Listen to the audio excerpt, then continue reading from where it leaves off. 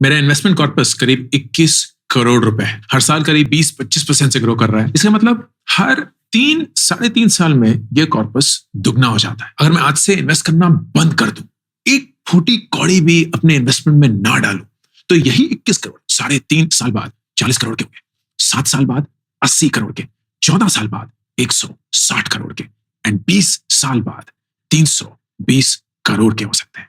एक करोड़पति बनने के लिए 2 चीजें हर एक इंसान को चाहिए, वक्त और रेट ऑफ रिटर्न।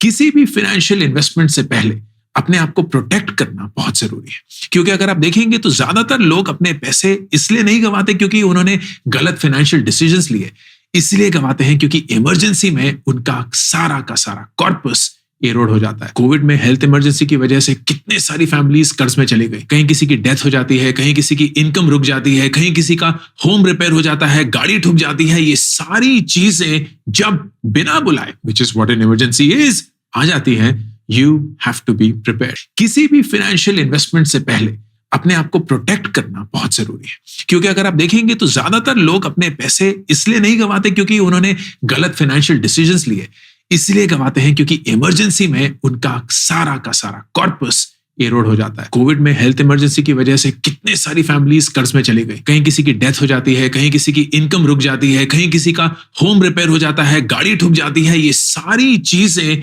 जब बिना बुलाए, which is what an emergency is, आ जाती हैं, you have to be prepared.